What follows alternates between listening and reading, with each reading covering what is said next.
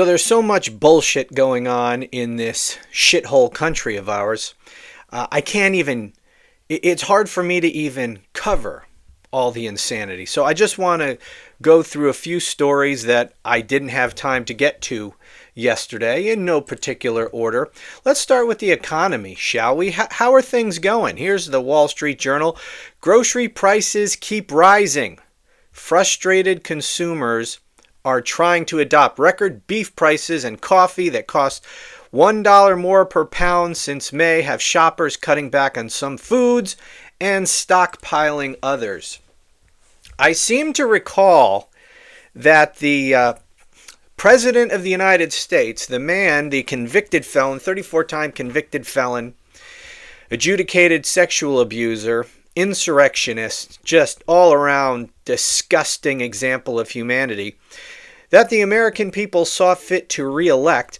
I seem to recall him, while campaigning, promising us that he would lower the price of groceries starting on day one. I remember an event he had at the White House, I believe. No, or I think actually it was at one of his golf clubs, New Jersey, I believe, where he, or who knows, not that it's important, where he had set up a podium at which he would ramble on incoherently for some ridiculous amount of time.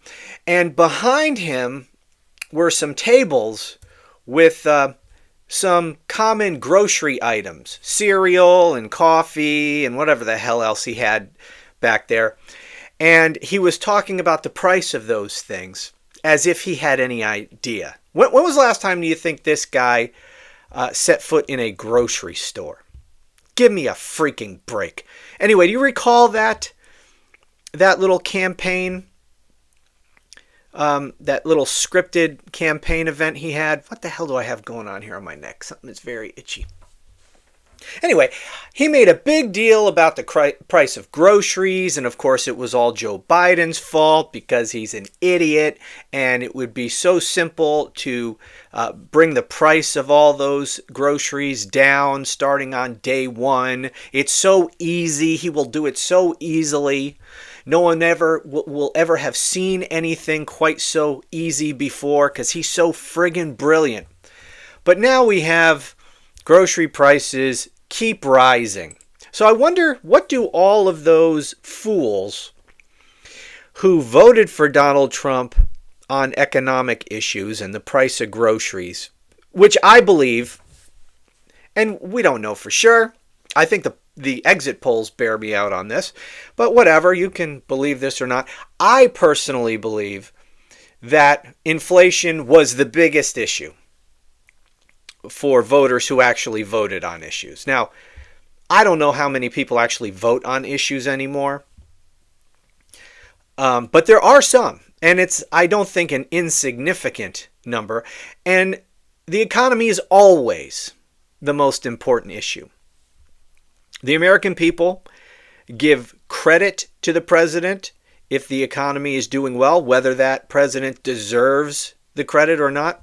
And the president gets the blame for any problems in the economy, whether that president deserves any of the blame or not. That's just how the American people are. They don't have a deep understanding of anything. I mean, this is a country of blithering idiots who know virtually nothing about anything. Certainly, they know nothing about most of the issues that drive their vote.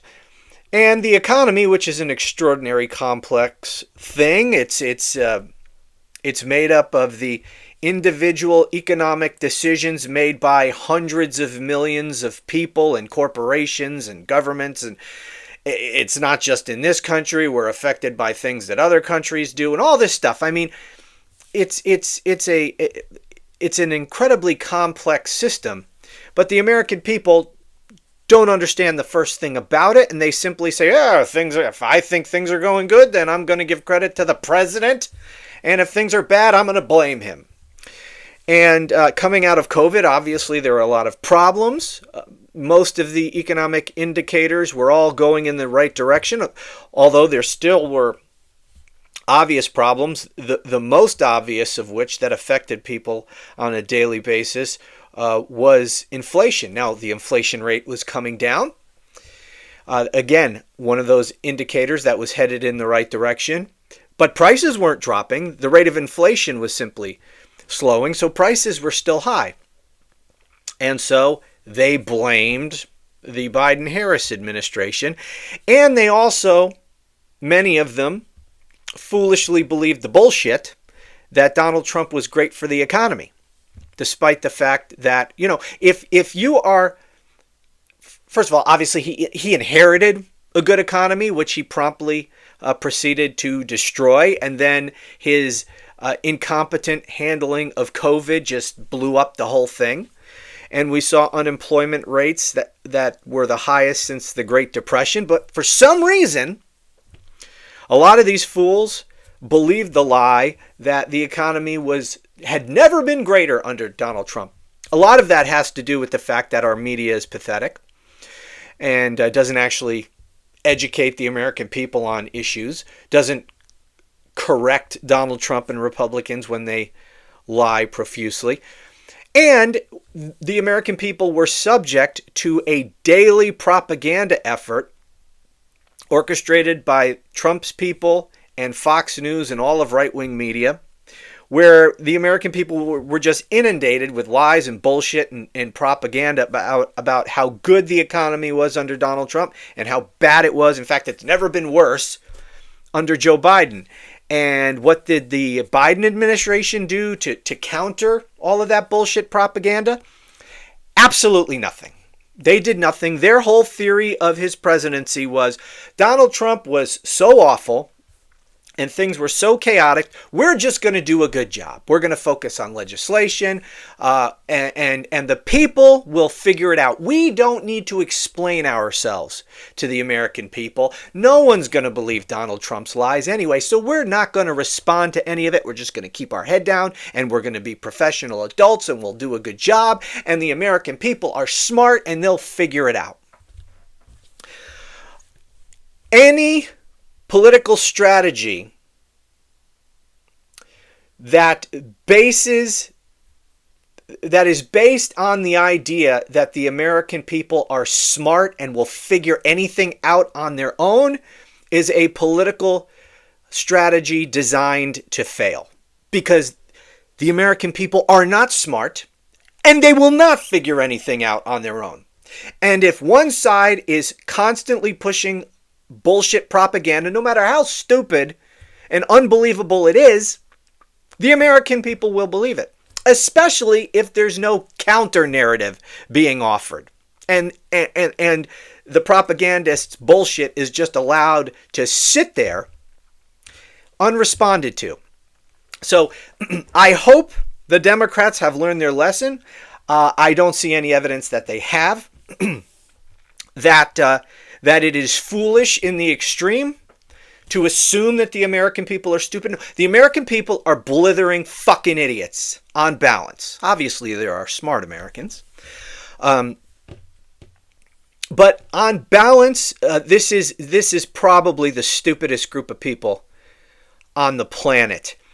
And assuming that they understand anything is foolish. And if you look at the way Donald Trump and Republicans talk to the American people, they actually get it right insofar as they recognize that the American people are stupid, and they talk to them as if they're stupid. And their propaganda efforts, their communication strategy, if you've noticed, has been much more successful over the last 10 years than the strategy of Democrats. Because theirs is predicated on a correct assumption that the American people are stupid. Democrats take the high road and they assume that the American people are smart. And so one side crafts a message for stupid people, the other side behaves and crafts a message for smart people. But the American people are not smart. So the Republican strategy is going to be far more effective than the Democrat strategy. It's important to understand who your audience is. It's important to understand who the American people are and tailor a message to them as they are, not to the people we wish that they were. I wish that a strategy predicated on the idea that the American people were smart was a good strategy, because that would mean that the American people were smart. And you're meeting them where they are and you're talking to them as they are. But they're not. They're fucking morons. So talk to them like the morons they are. Craft a message for morons. This is about persuading. And if you're trying to persuade an idiot, you have to have a message that an idiot can relate to. Anyway, I'm wondering what those idiots are thinking now. And I honestly don't know, because they're fucking idiots. That when they're experiencing this economy that they were told was going to turn around starting on day one. And as I said, I don't know how many of them actually vote on issues, but to the extent any of them do, this is certainly, in my opinion, inflation, the price of things, was the single most important issue last time. And I think that issue alone explains the outcome of the election. I think there's obviously other things that also, because the election was so close, and it really was very, very close, despite the fact that he won suspiciously every single swing state. He won every swing state, or nearly every swing state, by a fraction of a percent. This is an extremely close election, and so many of these different factors, any one of which was enough to explain the outcome of the election. And I think that people voting on the economy, specifically inflation, was one of those issues that was enough to flip the election. So I wonder what they're thinking today. Here's another one, economy related. Average new car price tops $50,000 for first time as Americans shift to EVs and luxury models. But, apart from EVs and luxury models, go look at the price of new cars. It's insane. Even the price of used cars are insane. The price of just a decent, if you can find a decent used car that has fewer than 100,000 miles on it for less than $20,000, you're doing good. These friggin' used cars are so damn expensive. And why are they so expensive? Because so many people cannot afford a new car. They have to buy a used car. They can't afford $50,000 for a fucking car. So they're in the used car market. And when there's more people looking for used cars, supply and demand, the price of used cars goes through the roof. So, that's just one example among countless examples of how hard it is for the average American to make it in this shithole country. Okay, moving on. On the MAGAs are deeply devout Christian front, let's take a look at this. This is from the AP. Starving children screaming for food as U.S. aid cuts unleash devastation and death across Myanmar, whatever. Anyway, there you go. This is a very lengthy article. I'll put these articles, by the way, in the notes below. But these cuts to the U.S. AID program that Trump and Elon Musk and Doge were doing early on in the administration. And by the way, there's another example right there of how pathetic Democratic messaging is. I remember back when Musk was still the head of Doge, even though he technically wasn't the head of Doge.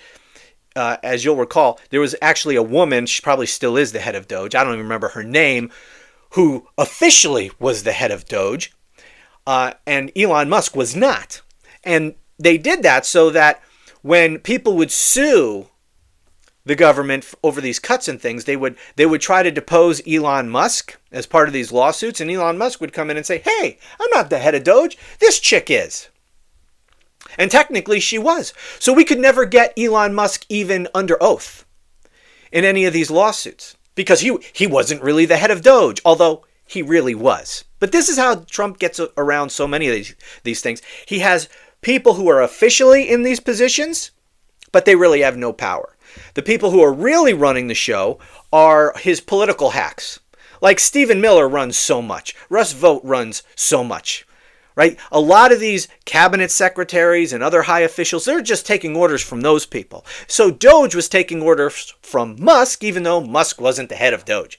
Anyway, back to the Democrats' pathetic messaging on all this. Do you recall back when Elon Musk was ostensibly the head of Doge, and all these cuts, the Democrat messaging was against Elon Musk and Doge, right? Elon Musk is cutting all these things. Elon Musk is cutting all these things. And Elon Musk's approval rating went, into the toilet, which is why people stopped buying Teslas and all this stuff. But the problem is they kept saying Elon Musk's cuts, Elon Musk and Doge, as if he was running the government. Instead of saying Donald Trump's cuts. Donald Trump is cutting the USAID program. Donald Trump is cutting this. Donald Trump is cutting that. So Democrats, fell for it yet again in their messaging. Trump puts up this boogeyman, Elon Musk, as horrible as he is, and so Democrats were messaging against Elon Musk. Meanwhile, Donald Trump gets to be over here pretending, I don't know what's going on. Elon Musk is doing it. Talk to Elon Musk. And so Trump was largely able to escape the blame for all these Doge cuts, which were wildly unpopular. The American people turned overwhelmingly against Elon Musk, and Donald Trump gets to sidestep the whole thing and avoid accountability or blame for any of it. And this happens over and over and over again. Democratic messaging is so fucking pathetic. Anyway, this article here details at length all the people and so many children, and this talks specifically about Myanmar, but this is happening in many, many places around the world where aid was cut. People dying by the thousands, children starving to death. Our aid was so important to so many people. Food to keep some of these people alive. Basic things to prevent disease. So many people are dying of malaria that shouldn't be. And things like this. And, of course, MAGA cheers all these cuts. They don't give a shit about the consequences. Children literally dying. Yet they tell us how devout they are in their Christian faith. I mean, there is nothing more Christ-like than trying to help the needy. Right? I mean, that's what Jesus spent so much time talking about. Republicans reject all of that. They don't give a fuck about helping anyone else besides Donald Trump and people in the Trump cult. They don't even care about helping Americans. They'll say, we got to cut the USAID program because we need to be concerned about helping Americans. This is about America first. And we don't have an endless supply of money. We can't be sending money all around the world for charity. Charity begins at home. We have to help Americans. They don't give a fuck about helping Americans. They only care about helping certain Americans, themselves. Everyone else can go to hell as far as they're concerned. Sick the military on them. Put them in concentration camps. That's what you get. That's what they want for you if you're not part of the Trump cult. They certainly don't care about dying children in Myanmar. Okay, and by the way, the money that we spent through the USAID program, of course, farmers got screwed in that as well. Because a lot of the agricultural products, the food and things that we shipped to these needy people around the world were purchased from American farmers. Once Donald Trump closed the USAID program, cut all those contracts with farmers, and farmers lost millions and millions and millions of dollars through that program. How many Americans lost jobs and lost money They don't care. They don't care. Anyway, the amount of money that we saved by cutting that program was insignificant to the point that it didn't matter at all. Do you feel, do you see a difference in the functioning of our government? Do you see any sort of difference in the debt spending, the deficit spending, and the debt we're accumulating, adding to the national debt? Did we solve any of those fiscal problems by cutting the USAID program? No. It's such an insignificant drop in the bucket that it makes absolutely no difference whatsoever to our fiscal situation here in the United States. But it made a difference to thousands upon thousands of children who have already died, and they're projecting that millions of people will die by the year 2030 as a result of these cuts. Of course, Trump and MAGA and all these devout Christians, they don't give a shit. Okay, what else do I have here? Oh, well, this is a perfect segue. MAGA Mike Johnson. I mean, if there's a guy who's a phony Christian, other than Donald Trump, this is a perfect... I mean, you don't get more phony Christian than MAGA Mike Johnson. Now, this is talking about... I'm going to play this clip here in a second. He's being asked about having oversight over these federal law enforcement thugs who are beating the shit out of people in Portland and Chicago and all over the place, violating people's rights, no due process, breaking down people's doors in the middle of the night, no warrants. They just shot some family's dog in El Paso. They don't give a shit. But MAGA Mike, phony Christian MAGA Mike, was asked about whether Congress should be doing oversight over these thugs. And here's what he said. Let's take a listen to this jackass. To demand oversight on federal law enforcement? Well, I've not seen them cross the line yet, and that we have committees of jurisdiction who have that responsibility, but it's not risen to that level. What I've seen is the abuse of law enforcement by radical leftist activists. Most recently, the most threatening thing I've seen yet was the naked bicyclers in Portland who were protesting ICE down there. I mean, it's getting... Did you hear how fucking ridiculous that is? He hasn't seen ICE cross the line at all. He hasn't seen them do anything wrong. Everything that he's seen that's going wrong are the radical left-wing protesters who are abusing ICE officers in some way. And the most... What did he say? I'm going to play this one more time in case you didn't catch it. And I want to refresh my memory on this. Most recently, the most threatening thing I've seen yet was the naked bicyclers in Portland who were... The most threatening thing he has seen yet were the naked bicyclists in Portland. How this piece of shit can say such ridiculous stuff. I mean, these people have no shame, none whatsoever. You have ICE thugs beating the shit out of people, zip-tying children, pulling families out of their houses, throwing them into the back of moving vans that they rented at fucking U-Haul. And this is the worst thing he has seen was people riding bikes naked down the street in front of the ICE facility. That's the most threatening. A couple of ball sacks hanging over the side of a bicycle seat. That's the most threatening thing that he's seen. Meanwhile, as they drive or they ride naked past the ICE facility with their hairy balls flapping in the wind, you got a guy up there, you got some thugs up on the roof shooting priests in the head with pepper balls. MAGA Mike doesn't have a problem with that. Mr. Christian doesn't have a problem with a masked thug on a roof shooting a priest in the head. These fucking people. I hate these people with the white hot intensity of 1,000 stars. I friggin' hate these friggin' people. Finally, here's one. This is from Axios. 2025's biggest ad spender, and here we're talking about political ads, the United States taxpayer. And this is a story about how the Trump administration is so flagrantly violating the Hatch Act, spending United States taxpayer money on pro-Trump propaganda. You see it with Kristi Noem. They have her there, right there. There she is, in all of her Botoxed glory.